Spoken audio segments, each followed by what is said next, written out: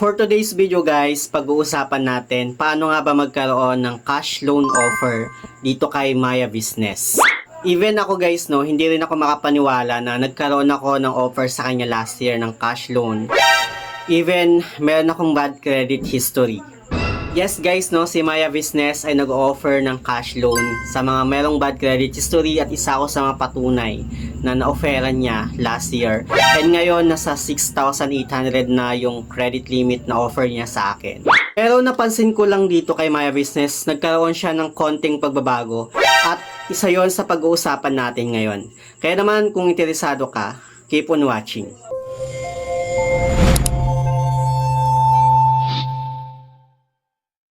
Hello guys, it's Sir Mariano and welcome back to my YouTube channel. At kung hindi ka pa nakapag-subscribe sa aking channel, please subscribe dahil palagi akong nag-share at nag-review ng mga experience ko about nga sa mga OLA or online lending platform dito sa ating channel. Finally, nakapag-vlog din. Halos kalahating buwan din yata akong hindi nakakapag-upload ng vlog ko. Sobrang na-busy talaga ako. Pero subukan ko ulit na makapag-upload ng aking daily vlogs dito sa ating channel. Anyway, pag-uusapan nga natin itong si Maya Business na kung saan madadownload lang natin siya sa Google Play Store. And yes guys, nag-o-offer siya ng cash loan, which is ang tawag sa cash loan niya is Maya Advance Loan. Gusto ko lang linawin na hindi po ako sponsor nitong si Maya Business. Ito based lang naman on my personal experience na gusto ko lang i-share sa inyo para magkaroon kayo ng idea na pwede palang utangan itong si Maya Business na pagmamayari ni Maya Philippines Incorporation. So, paano nga ba ako nagkaroon ng offer na cash loan dito kay Maya Business last year? Actually, ilang beses na akong gumawa ng vlog about nga kay Maya Advance Loan. Ito siya at ito. Or ilalagay ko na lang sa may description box or sa may comment section yung link if ever na gusto nyong panoorin. Pero hindi naman siya makaka-affect dito sa ating video kasi i-share ko pa rin sa inyo kung paano nga ba ako nagkaroon ng offer sa kanya.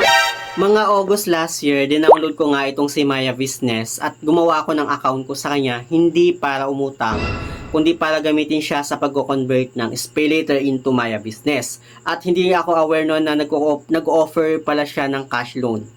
Medyo nahirapan akong gumawa ng account ko sa kanya that time kasi kailangan mo siyang ma-basic level 2 para makapag-convert ka ng SpayLater into Maya Business. Siguro dahil sa information ko at sa valid ID ko na hindi malinaw yung pagkakakuha. Pero nung time na yon na-approve na siya at naging basic level 2 na siya at nakakapag-convert na ako ng SpayLater into Maya Business at maraming nagpapa-convert sa akin. Every month, sobrang laki ng mga amount na pinapa-convert. Then, mga December lang, nagulat ako na nag-text si Maya Business or yung Maya agent ni Maya Business na may in-offer daw siya sa aking cash loan. So, nung time na yon inopen ko yung account ko kay Maya Business at meron nga siyang in-offer sa akin which is 1,000 yung first na loan na in-offer niya sa akin. And this year, nasa 6,800 na yung credit limit na offer niya sa akin. Sobrang nakakatuwa lang kasi kahit meron akong bad credit history, na-offeran pa rin ako ng cash loan ni Maya Business. Which is si Maya Business is under siya ni Maya Philippines Incorporation. Which is super legit siya. So, siguro kaya ako nagkaroon ng offer na cash loan dito kay Maya Business last year kasi gamit na gamit ko siya talaga sa pagko-convert ng SpayLater into cash. And sobrang laki ng mga amount na mga pinapa-convert at nalalagyan talaga yung wallet ko ng amount which is mga 30,000, mga ganyan. Dahil siguro doon. Pero this year nga, hindi na nga makapag-convert ng SpayLater into Maya Business. Gumawa ako ng isa ko pang account which is account ng papa ko. E tinry ko na mag-convert ng SpayLater into Maya Business doon sa account niya pero hindi na rin makapag-convert. Siguro dahil hindi na talaga gumagana nga yung pagko-convert ngayon. Well, meron pa naman daw nakakapag-convert ng SpayLater into Maya Business. Yung nga lang, limited lang yung pwede nilang ma-convert which is 2,500, 3,500 lang daw per day. Doon naman tayo sa account ng papa ko which is ako yung gumagamit. Actually, meron naman akong account pero hindi ko siya ginagamit kasi meron akong current na loan sa kanya nung time na yon. And hindi ako makapagbenta ng load doon sa account ko kasi every transactions ko, nakakaltasan siya ng 5 pesos. So, bawa na may nagpa-load sa akin ng 15 pesos. May kaltas siya ng 5 pesos. Pero yung 5 pesos na kaltas na yon, nababawas naman siya doon sa loan mo. Yun nga lang, hindi mo siya ma-enjoy na gamitin kasi nga, syempre parang hindi mo na na-enjoy yung loan mo kay Maya Business ng 30 days kasi every transactions mo na lang ng load, nagkakaltas siya ng 5 pesos.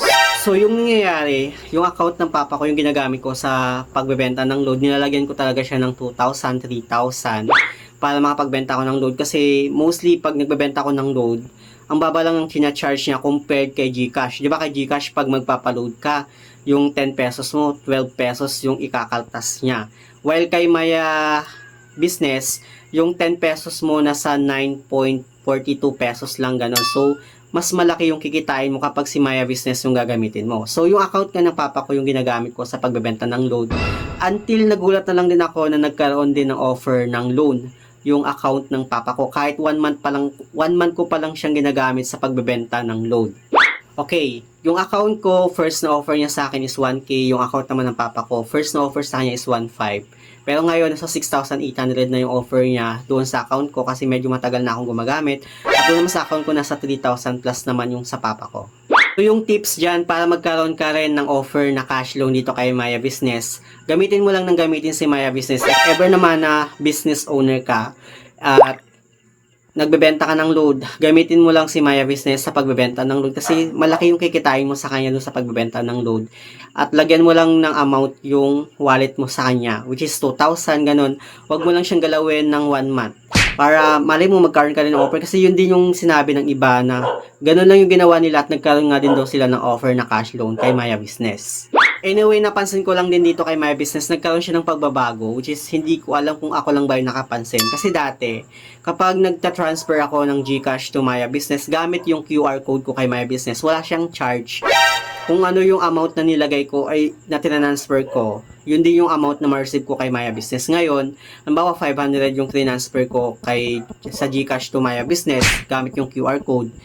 Bali, 495 na lang yung na-receive kong amount. So, doon pa lang napansin ko na nagbago na nga itong si Maya Business. Hindi lang dun guys, even sa pag-transfer mo from Maya Business to other bank account. Kasi dati, wala talaga siyang kaltas na 5 pesos. Ngayon, meron na siyang kaltas na 5 pesos. Anyway, dito, due date ko na at i-share ko sa inyo kung tumaas ba yung credit limit ko sa kanya. Kasi, 6,800 yung current na credit limit ko sa kanya. Pero yung babayaran ko sa kanya is 7,245 pesos. So dito nag-transfer ako from GCash to Maya Business gamit yung QR code ko kay Maya Business kasi dati wala nga siyang kaltas. Pero ngayon yung 7,250 na transfer ko, ang na-receive ko lang is 7,245 pesos. So dito wala na akong okay na sa akin yung kasi maliit lang naman, 5 pesos lang naman. And dito nga binayaran ko na siya. At nagbayad na nga ako dito sa loan ko. Bali yung loan amount ko nga is 6,800. Yung documentary stamp tax niya is 4.19 pesos. Yung total loan amount na na-receive ko sa kanya is 6,795.81 pesos. Which is okay na guys kasi 4 pesos lang yung kaltas niya. And dito yung service fee niya is 6.56%, which is 442 pesos yon. At yung total amount na babayaran ko nga sa kanya is 7,242 pesos. Mga 1 hour mahigit din ako naghintay bago nag-reflect yung payment ko dun sa account ko. And dito pwede na ulit ako makapag-apply ng loan sa kanya. So clinic ko yung apply again. At dito meron tayong mababasa na data privacy notice. So basahin natin yon, then scroll down. At dito makikita natin sabi niya long term is 90 days, minimum amount is 500. At yung maximum amount na pwede nating mahiram is 350,000. So, ganun kalaki yung pwede nating mahiram dito kay Maya Advanced Loan. Anyway, dito guys, sa tanongin niya kung saan natin gagamitin yung utang sa kanya. Pwede sa operational fund, startup fund, remittance fund, personal loan, or others. Mostly, ang ginagamit ko talaga dito is personal loan. So, clinic ko yung personal loan. And dito nga, may offer pa siya sa akin. Yun nga lang hindi siya tumaas. Yun pa rin yung dati niyang offer, which is 6,800. Okay lang sa akin yun guys no, na hindi siya tumaas. At least kahit pa paano, pinagkakatiwalaan pa rin talaga ako ni Maya Business. And about naman sa advance payment, okay lang din na mag-advance payment ka dito kay Maya Business. Pero wag kang mag-expect na tataas yung credit limit mo sa kanya. And revolving din siya. Like, hindi siya kagaya ni GCash, yung Gilo ni GCash na Trydor. Itong si Maya Business kasi, once na nag-advance payment ka, makakahiram at makakahiram ka pa rin. yun nga, sabi ko nga, wag kang mag-expect na tataas yung credit limit mo. Pero mostly sa akin, tumataas yung credit limit ko kapag nakaka-receive ako ng text mula sa kanya. At yun guys, is guaranteed na siya na tumaas talaga yung credit limit ko. So, gaya ng tips ko sa inyo guys, para magkaroon rin kayo ng offer na cash loan dito kay Maya Business, gamitin nyo lang ng gamitin si Maya Business. So, yun lang naman yung gusto kong i-share about dito kay Maya Business. If ever na gusto nyo pang panoorin yung iba ko pang vlog about sa kanya, ilalagay ko lang dyan sa may description box or sa may comment section yung link. So, yun lang naman sa mga hindi pa pala nakapag-subscribe sa aking YouTube channel. Please don't forget to like, share, subscribe.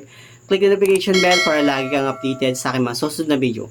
Thank you guys, thank you for watching, and see you on my next video. Bye!